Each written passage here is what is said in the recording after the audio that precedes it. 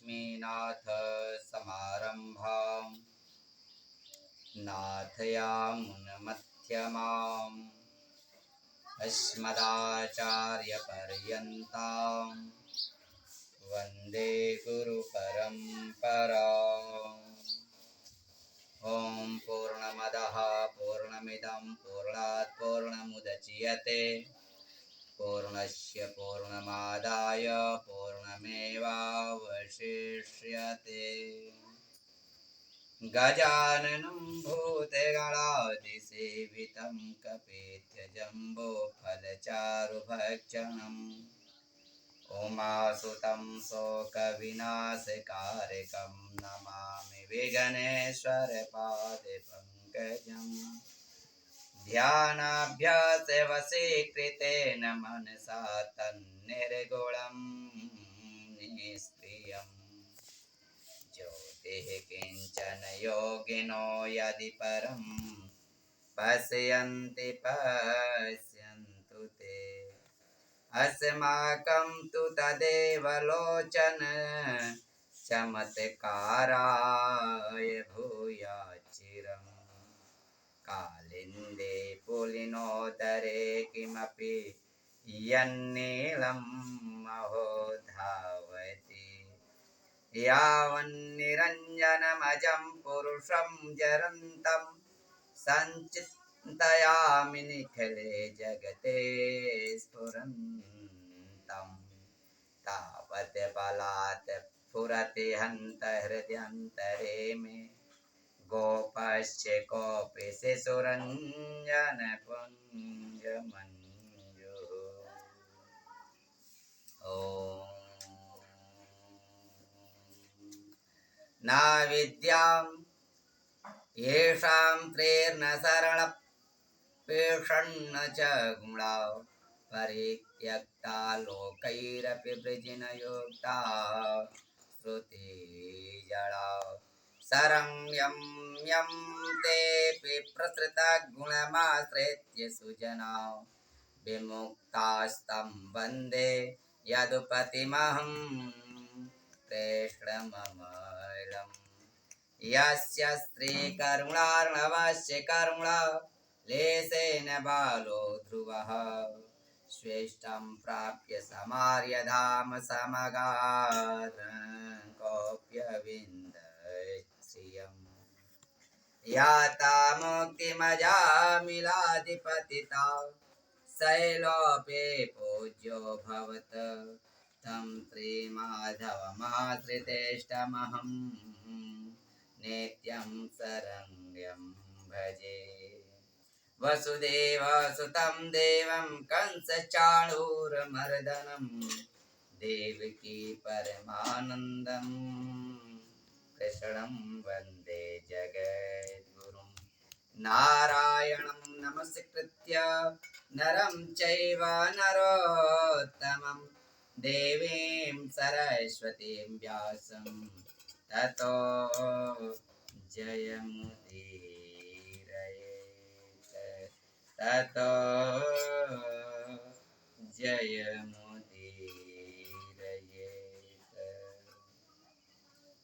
ओम परमात्मने नमः। अथ प्रथमो अध्यायः अवतरणिका। श्रीमद् भगवद गीता अवतरणिका। पांडवों ने 12 वर्ष का वनवास और 1 वर्ष का अज्ञातवास समाप्त होने पर जब प्रतिज्ञा के अनुसार अपना आधा राज्य मांगा, तब दुर्योधन ने आधा राज्य तोका। तीखी सुई की नोक जितनी जमीन भी बिना युद्ध के देना स्वीकार नहीं किया। तब अतः पांडवों ने माता कुंती की आज्ञा के अनुसार युद्ध करना स्वीकार कर लिया। इस प्रकार पांडवों और कौरवों का युद्ध होना निश्चित हो गया और तदनुसार दोनों ओर से युद्ध की तैयारी भी होने लगी। महर्षि वेदव्यास जी धृतराष्ट्र पर बहुत स्नेह था, वेदव्यास जी का। उस स्नेह के कारण उन्होंने धृतराष्ट्र के पास आकर कहा कि युद्ध होना और उसमें क्षत्रियों का महान संहार होना अवश्यंभावी है, इसे कोई टाल नहीं सकता। यदि तुम युद्ध देखना चाहते हो तो मैं तुम्हें दिव्य दृष्टि दे सकता हूं, जिससे तुम बैठे बैठे युद्ध को अच्छी तरह से देख सकते हो। युद्ध को अच्छी तरह से बैठे बैठे देख सकते हो। इस पर धृतराष्ट्र ने कहा, क्या कहा कि मैं जन्म भर अंधा रहा, अब अपने कुल के संहार को मैं नहीं देखना चाहता, परंतु युद्ध कैसे हो रहा है यह समाचार जरूर सुनना चाहता हूँ। जब व्यास जी ने कहा, तब व्यास जी ने कहा कि मैं संजय को दिव्य दृष्टि देता, जिससे यह संपूर्ण युद्ध को, संपूर्ण घटनाओं को, सैनिकों के मन में आई हुई बातों को भी जान लेगा, सुन लेगा, देख लेगा और सब बातें तुम्हें सुना भी देगा। ऐसा कहकर व्यास जी ने संजय को दिव्य दृष्टि प्रदान की। निश्चित समय के अनुसार कुरुक्षेत्र में युद्ध आरंभ हुआ। 10 दिन तक संजय युद्ध स्थल में ही रहे। जब पितामह भीष्म बाणों के द्वारा रथ से गिरा दिए गए, तब संजय ने हस्तिनापुर में जहां धृतराष्ट्र विराजमान थे आकर धृतराष्ट्र को यह समाचार सुनाया। इस समाचार को सुनकर धृतराष्ट्र को बहुत बड़ा दुख हुआ और वे विलाप करने लगे। फिर उन्होंने संजय से युद्ध का सारा वृत्तांत सुनाने के लिए कहा। भीष्म पर्व के 24वें अध्याय तक संजय ने युद्ध संबंधी बातें धृतराष्ट्र को सुनाई। 25वें अध्याय के आरंभ में धृतराष्ट्र संजय से पूछते हैं, धृतराष्ट्र उवाच धर्म क्षेत्रे कुरुक्षेत्रे समवेतायुयुत्सवः मामकाः पांडवाश्चैव किम कुर्वत संजय। धृतराष्ट्र कहते हैं, संजय, धर्म क्षेत्रे कुरुक्षेत्रे समवेताः युयुत्सवः मामकाः च पांडवाः एव किम अकुर्वत। हे संजय, धर्म भूमि कुरुक्षेत्र में इकट्ठे हुए युद्ध की इच्छा वाले मेरे और पांडु के पुत्रों ने भी क्या किया। अब आइए व्याख्या करते हैं। तो धर्म क्षेत्र कुरुक्षेत्र, कुरुक्षेत्र में देवताओं ने यज्ञ किया था। राजा कुरु ने भी यहाँ तपस्या की थी। यज्ञ आदि धर्ममय कार्य होने से तथा राजा कुरु की तपस्या भूमि होने से इसको धर्म भूमि कुरुक्षेत्र कहा गया है। यहाँ धर्म क्षेत्र और कुरुक्षेत्र पदों में क्षेत्र शब्द देने में धृतराष्ट्र का अभिप्राय है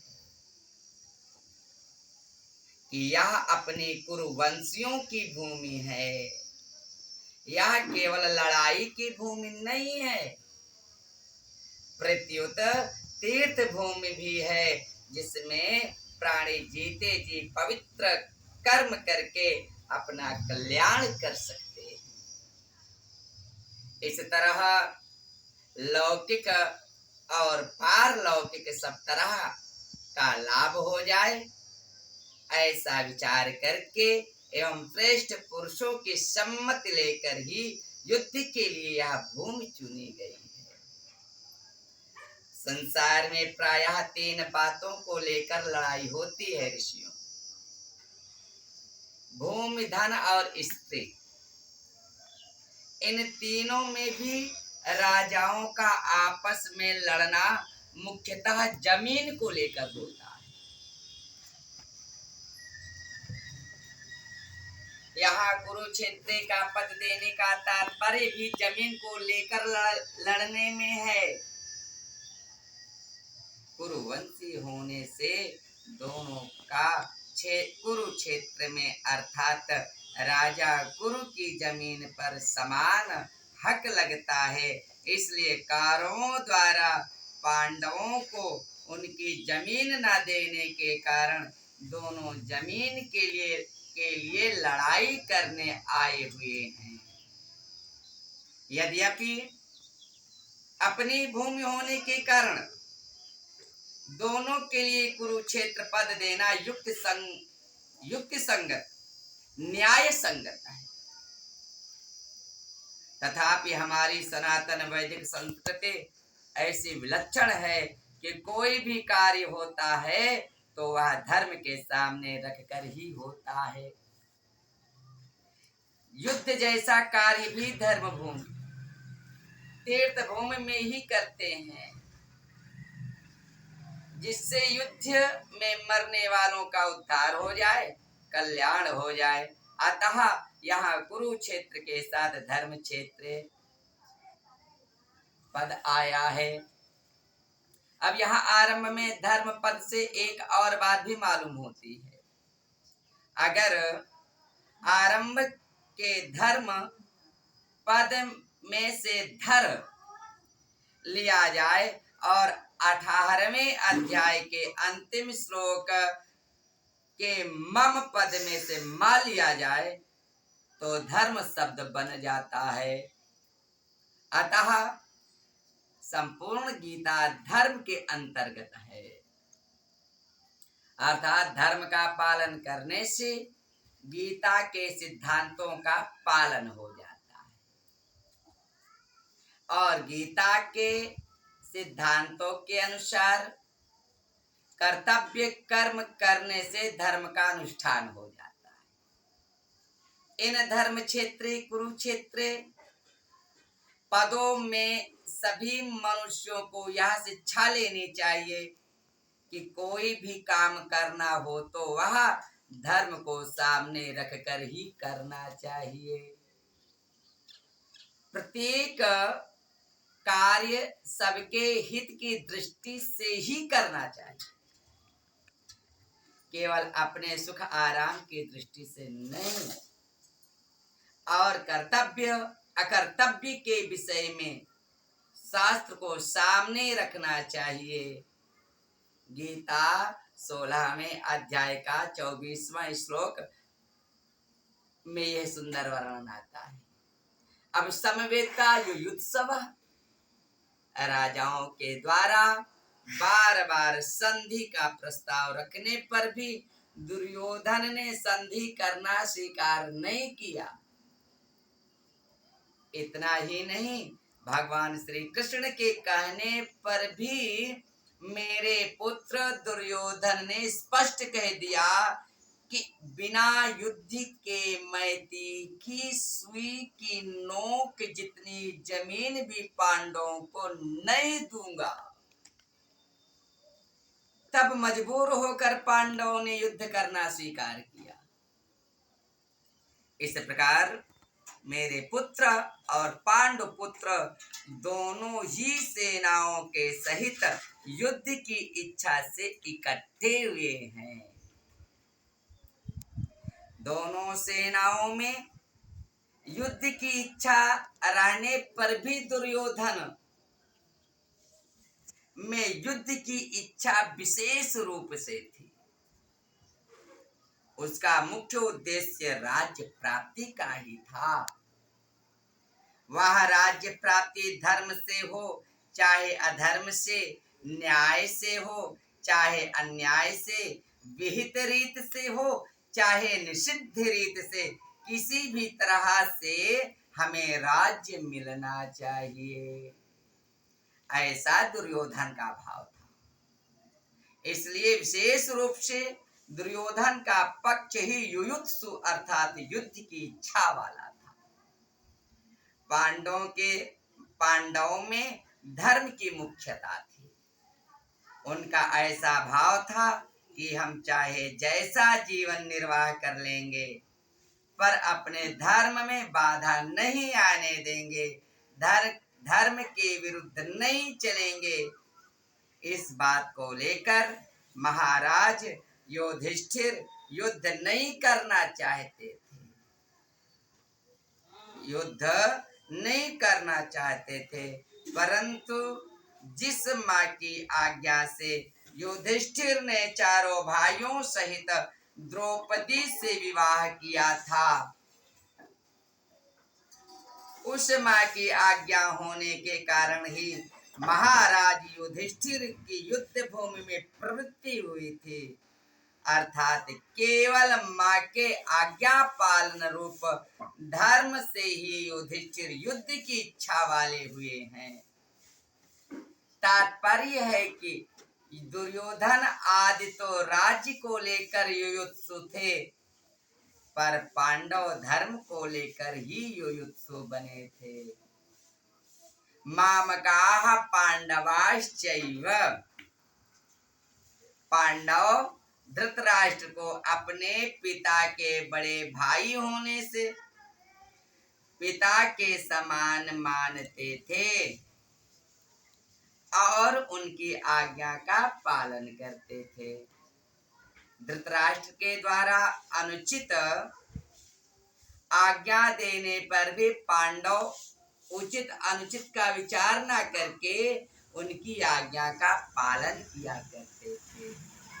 अतः यहाँ मामकाः पद के अंतर्गत कौरव और पांडव दोनों आ जाते हैं। फिर भी पांडवाः पद अलग देने का तात्पर्य है कि धृतराष्ट्र का अपने पुत्रों में और पांडव पुत्रों में समान भाव नहीं था, उनमें पक्षपात था। अपने पुत्रों के प्रति मोह था। वे दुर्योधन आदि को अपना मानते थे, पर पांडवों को अपना नहीं मानते थे। इस कारण उन्होंने अपने पुत्रों के लिए मामकाः और पांडव पुत्रों के लिए पांडवाः पद का प्रयोग किया है,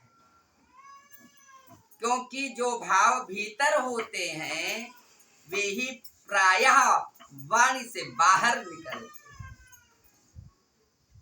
इस द्वैधी भाव के कारण ही धृतराष्ट्र को अपने कुल के संहार का दुख भोगना पड़ा।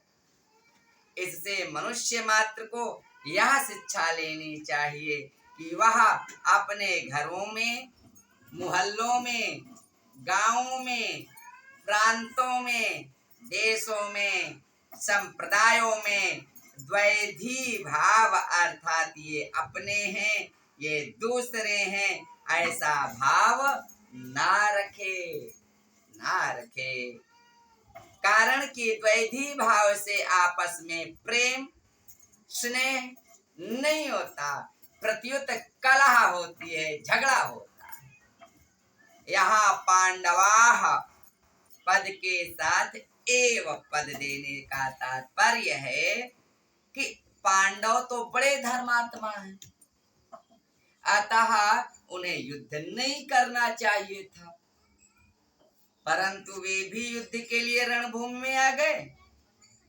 तो वहां आकर उन्होंने क्या किया? अब मामकाः और पांडवाः, इनमें से पहले मामकाः पद का उत्तर संजय आगे दूसरे श्लोक के 13वें श्लोक तक देंगे कि आपके पुत्र दुर्योधन ने पांडवों की सेना को लेकर यानी देखकर द्रोणाचार्य के मन में पांडवों के प्रति द्वेष पैदा करने के लिए उनके पास जाकर पांडवों के मुख्य सेनापतियों का नाम लिए। उसके बाद दुर्योधन ने अपनी सेना के मुख्य योद्धाओं का नाम लेकर उनके रण कौशल आदि की प्रशंसा की। दुर्योधन को प्रसन्न करने के लिए भीष्म जी ने जोर से शंख बजाया। उसको सुनकर कौरव सेना में शंख आदि बजने लगे।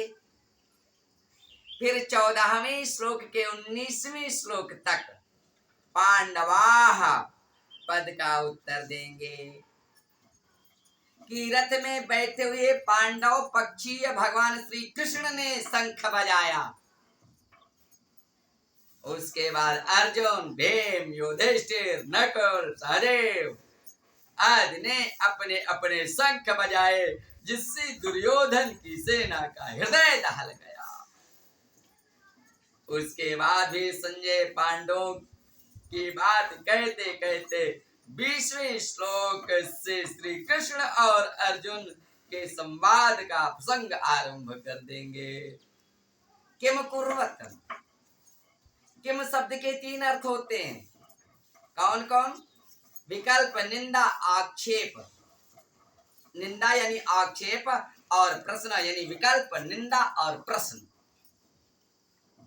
युद्ध हुआ कि नहीं, इस तरह का विकल्प तो यहाँ लिया नहीं जा सकता, क्योंकि 10 दिन तक युद्ध हो चुका है और भीष्म जी को रथ से गिरा देने के बाद संजय हस्तिनापुर आकर धृतराष्ट्र को वहां की घटना सुना रहे हैं। मेरे और पांडु के पुत्रों ने यह क्या किया, जो कि युद्ध कर बैठे। उनको युद्ध नहीं करना चाहिए था। ऐसी निंदा या आक्षेप भी यहाँ नहीं लिया जा सकता, क्योंकि युद्ध तो चल ही रहा था। धृतराष्ट्र के भीतर भी आक्षेप पूर्वक पूछने का भाव नहीं था। यहाँ किम शब्द का अर्थ प्रश्न लेना ही ठीक बैठता है। धृतराष्ट्र संजय से भिन्न भिन्न प्रकार की छोटी बड़ी सब घटनाओं को क्रम अनुक्रम से विस्तार पूर्वक ठीक ठीक जानने के लिए प्रश्न कर रहे हैं। परिशिष्ट भाव यानी मेरे पुत्र, मामकाः और पांडु के पुत्र जिससे लड़ाई हुई, हलचल हुई। इस मतभेद से ही राग द्वेष पैदा हुए, जिससे लड़ाई हुई, हलचल हुई। धृतराष्ट्र भीतर पैदा हुए राग द्वेष का फल यह हुआ कि 100 के 100 कौरव मारे गए, पर पांडव एक भी नहीं मारा गया। जैसे दही बिलोते हैं तो उसमें हलचल पैदा होती है, जिससे मक्खन निकलता है। ऐसे ही मामकाः और पांडवाः के भेद से पैदा हुई हलचल से अर्जुन के मन में कल्याण की अभिलाषा जागृत हुई, जिससे भगवद गीता रूपी मक्खन निकला। तात्पर्य ये हुआ कि धृतराष्ट्र के मन में होने वाली हलचल से लड़ाई पैदा हुई और अर्जुन के मन में होने वाली हलचल से गीता प्रकट हुई। अब संबंध क्या? धृतराष्ट्र के प्रश्न का उत्तर संजय आगे के श्लोक से देना आरंभ करते हैं। बोले श्री कृष्ण चंद्र जी भगवान की।